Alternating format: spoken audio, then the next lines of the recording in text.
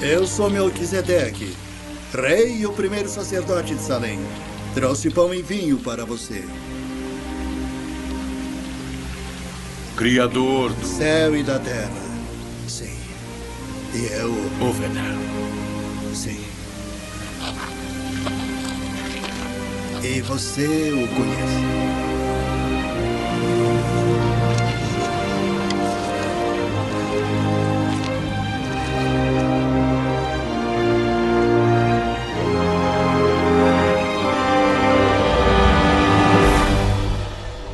Moisés, todo o povo já está reunido. Então vamos adiante para a montanha de Deus, para que Ele possa escrever seus mandamentos em nossas mentes e em nossos corações para sempre. Marcharemos, louvando o seu glorioso nome. Ouve, ó Israel!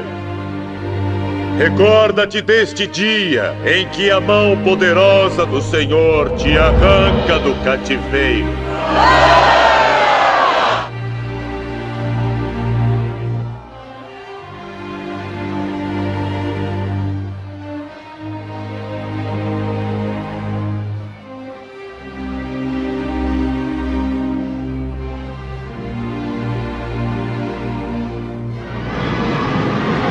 O Senhor dos Exércitos guerreará por nós. Vede como tua mão é poderosa.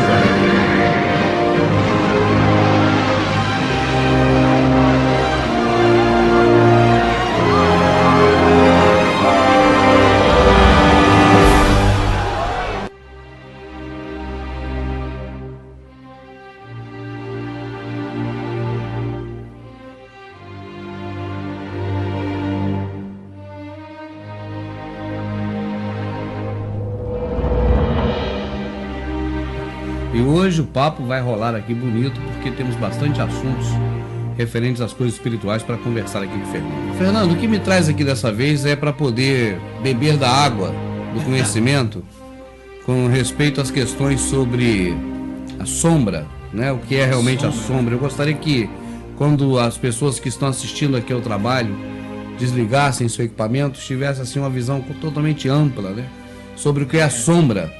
A sombra é uma coisa interessante, porque quem aprender a ler a escritura, enxergando as sombras, não vai mais ser tão enganado. Vai ser mais difícil ainda de ser enganado. Apesar das coisas que o irmão já tem falado muito na internet ali que a gente vê, eu assisto bastante os vídeos do irmão também, de outras pessoas também que estão botando verdade na internet e tal. Eu também tenho os meus vídeos na internet. A gente vê que a questão da sombra é uma chave, tanto que foi falado várias vezes pelo emissário, que a gente conhece como apóstolo, pelo sistema, né? Sim. Shaul, que é Paulo, na verdade, que chamam de Paulo no sistema, mas o nome dele é Shaul. Mas tudo bem, vamos continuar nesse pensamento aqui. Então a sombra, ela desvenda muitas dúvidas, ela fala com a gente através de coisas que ocorreram no tempo antes do madeiro do Messias, antes dele se sacrificar no madeiro por nós, né? Então aqueles fatos que ocorreram antigamente, eles conversam, eles nos mostram reflexos para hoje. Sim. Na verdade, amado, é até interessante a gente perceber que as coisas que ocorreram naquela época, no passado, apesar de serem coisas físicas, por exemplo, quando se estava comendo, se estava comendo, quando se estava lutando, coisas físicas, eventos físicos verdadeiros. Sim. Aquilo ali, na verdade, é uma coisa que não é real. Aquilo ali ficou com uma sombra. A realidade veio depois do madeiro. Depois do madeiro, ele fala que a realidade começa, a escritura fala que começa a partir do Messias, a realidade verdadeira. Então aqueles fatos que aconteceram, apesar de serem físicos, é uma coisa até que para a pessoa entender, tem que estar espiritual, senão ela não vai entender isso. Entendo. Isso que o sistema religioso não entende, por isso que eles praticam esses atos físicos até hoje, eles não dividem coisas físicas e coisas espirituais. Né? Quando você vê o povo saindo do Egito, aquele Egito era Egito verdadeiro, o nome era Egito, que também não era Egito, mas nós vamos deixar isso mais para frente. Tá, não é o caso agora para não confundir. Eu vou falar para entender, o povo vai entender. O Egito era um Egito físico, era um reino real, com um faraó, um rei, e o povo saiu desse reino e foi para o deserto, um deserto físico, né? Um deserto de areia, físico. Tá? Só que aquilo aponta para hoje, para os tempos de hoje, para um deserto espiritual, para um Egito que é espiritual, não literal, é um Egito que não tem o nome de Egito, literalmente, mas é similar àquele Egito, aos quais as pessoas irão sair e ir para o deserto. E lá que vai cair o maná do céu verdadeiro, fora desse Egito. Está entendendo? Então essa sombra, o próprio o emissário Shaul, conhecido por Paulo, apresentado para nós como Paulo pelo sistema religioso, né? Ele nos ensina muitas coisas isso aí a respeito de sombras, né? Eu gostaria só de antes da gente ouvir a leitura, sim. que a questão, por exemplo, sombra. Sombra. Antes do madeiro. E depois do madeiro, o que não é sombra? Nós vamos entender bem isso agora. Um detalhe interessante que o irmão meu já me abriu os olhos também no passado, um tempo atrás. Então, os 4 evangelhos que a gente conhece por Mateus, Marcos, Lucas e João. Aquilo ali, em sua grande maioria daquele livro, ele está antes do madeiro. É verdade. Está entendendo? Ele narra fatos que ocorreram antes do madeiro. Antes do madeiro. Então, o madeiro, para você entender, é a crucificação, né? Foi dado por Roma o título de crucificação, tá? Do nosso Salvador. Então ali são fatos que ele estava praticando, por exemplo, ele estava praticando coisas ali físicas. Sim. Multiplicando pão e peixe. Quando ele curava a cegueira, também era sombra? Sombra. É mesmo? Sombra. Ele curava, engraçado que ele curava um homem físico. O homem estava realmente cego fisicamente do corpo. E ele curava a cegueira. Mas aquela cegueira, hoje, depois do madeira, é uma cegueira espiritual. Aqueles que não enxergam. Tá entendendo? Ele curou aqueles que não enxergam, os fez enxergar novamente. Mas tem um nome para isso, por exemplo. Antes é sombra, depois é o quê? A realidade. A realidade. É a realidade, tá. Literalmente. Tá. É a sombra. Por exemplo, você tem um poste na rua, uma árvore, ela projeta uma sombra no chão. Tá? É isso que o Eterno quis falar através de Shaul para nós, de Paulo, né? Aquilo projeta uma sombra. Só que a sombra você vê, ela tem forma, você enxerga, ela te diz alguma coisa, ela te diz o que está sendo refletido no chão, ocultando a luz no chão. Certo. Só que ela não é real. Você consegue pegar? Você consegue cheirar? Não. Você consegue tirar ela dali? Não tira. Ela só serve como referência. Né? Mas o real é a árvore que projeta a sombra, por exemplo, no chão. Aquela árvore ou aquele poste. Isso é o verdadeiro, é o real. É o que está ali. E isso é o nosso tempo agora, depois do madeiro.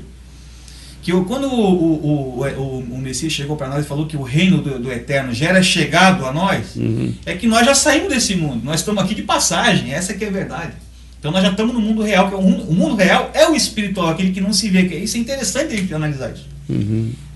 Tomara que as pessoas consigam espiritualmente entender e enxergar isso. O mundo real é o espiritual, porque esse aqui é eterno. É tipo a Matrix do filme, né? Isso, exatamente. Aquilo que era estranho, que se via no filme, que era a realidade. Que era a realidade, exatamente. Aquilo tudo bonito era a Matrix, era falso. Isso. Então, por isso que está tendo tanto erro por exemplo, uma religião mostra literalmente o esforço humano em praticar algo físico. Ele quer praticar algo físico para se justificar diante do Eterno. Então, por isso que aquela mulher falou, que ele falou para a mulher, em espírito. Em espírito. Isso também é em verdade? Exatamente. As pessoas tentam inverter isso que ele ensinou. A adoração não é aqui, nem lá, nem acolá. A adoração é em espírito e em verdade. É uma adoração no espírito. Não é uma coisa que você vai praticar algo físico. Uma expressão física humana. Eu vou fazer uma corrente de oração. Isso é físico. Eu vou subir um monte. É físico. Vou dar dízimo. Físico. O dízimo nós vamos desmistificar também aqui nesse vídeo. Vamos desmistificar isso aí. Tá? Na verdade, as pessoas são dizimistas e não sabem. Alguns verdadeiros. Né? O dízimo não é dinheiro, nada. Eu sou dizimista? Sim. Eu sou, Fernando. Sim. Eu não sabia. Vamos começar então a tocar na sombra. Engenharia reversa. Isso, engenharia reversa. Você pega o que está pronto, desmonta para poder ensinar. Isso. É o que a gente tem que fazer hoje. A gente tem que pegar o que temos na mão. A gente tem o livro Bíblia por Roma. Do jeito que está aí. Né? Por Roma, por Almeida e tantos outros que já mexeram na escritura e tal. Mas a gente tem que pegar esse e desmontar, né? E indo ao caminho antigo. A escritura manda você buscar o caminho antigo. Tá? Tem que cavar e achar o caminho antigo. Isso que a gente está fazendo aos poucos. Né? Então eu vou usar, algumas vezes eu vou usar aqui ainda capítulo e versículo para a pessoa se localizar mais fácil e tal.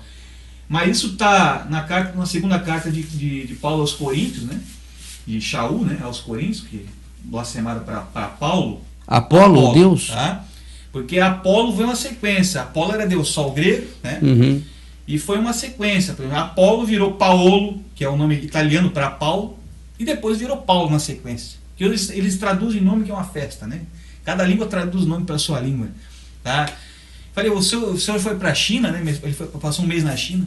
Eles chamavam como o senhor lá de Xing Ling? Mudou o nome de Eloy para Xing Ling? Falei, não, meu nome lá é Eloy. Eles falam o nome Eloy, claramente. O chinês fala Eloy.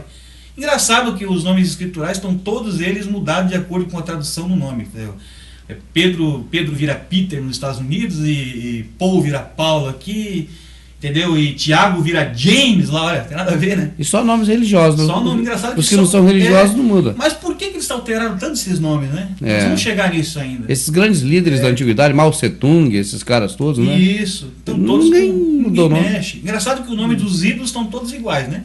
Moloch, Semiramis, Nimrod, Tammuz, está tudo lá. Não foram alterados. Não. Né? Eles só se adaptam conforme a cultura, mas você ainda tem os nomes originais até hoje. Também Esses estão fiéis ao original. Agora os nomes que realmente são os nomes importantes, que são os nomes isso não existe mais. Né, do nosso Criador, do nosso Salvador, né, e daqueles que ele escolheu no passado para levar a mensagem dele de verdade ao povo dele, que só desagradou ele desde o começo. Todos os ídolos que eram adorados no passado pelos povos, os povos, vamos dizer assim, pagãos, que esse é um termo que Constantino inventou, para falar mal dos próprios convertidos ao Messias, né? Mas hoje virou um termo normal.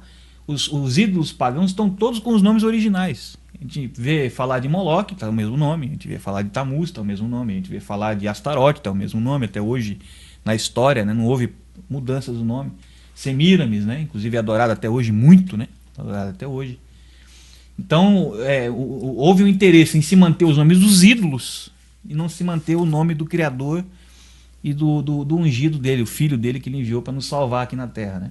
Isso é que é uma coisa muito triste, porque essa herança deveria ter sido passada pelo povo que ele escolheu lá atrás, né? Ele escolheu um povo lá atrás, passou a herança a Abraham, que a gente conhece como Abraão, e ele deveria ter passado essa herança a todos os povos. Ele manda na escritura, ele fala que ele tem nome, ele manda proclamar o nome dele a todas as nações, né? E não fizeram.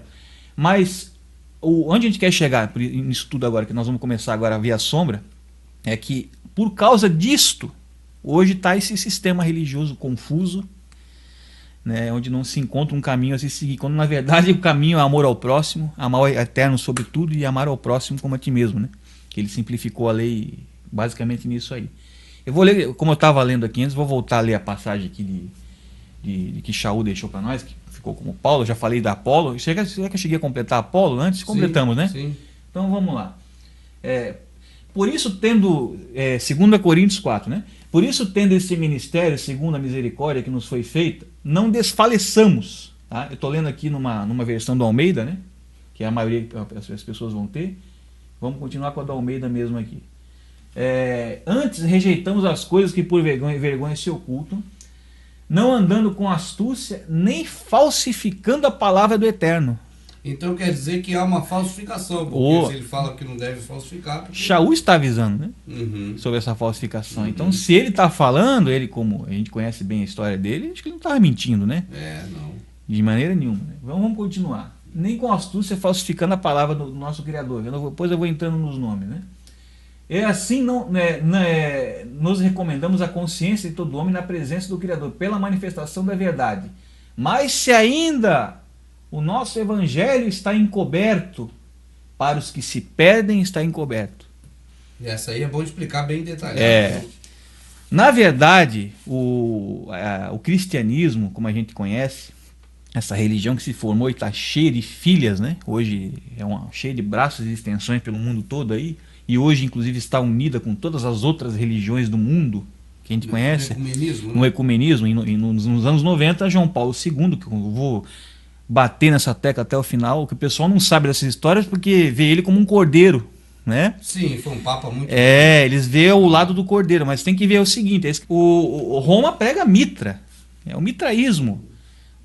Roma prega o deus Sol, Zeus, né? É o interesse deles, o interesse que eles tiveram lá com Constantino lá atrás, de abraçar todos os cultos pagãos que existiam, e para englobar todo mundo, criar essa religião em cima do mitraísmo e do culto ao Deus Sol. Tá? Não existe nada de verdade no cristianismo. O cristianismo O cristianismo, na verdade, é o seguinte. Eu vou começar a explicar lá de trás. Existe na sombra do Antigo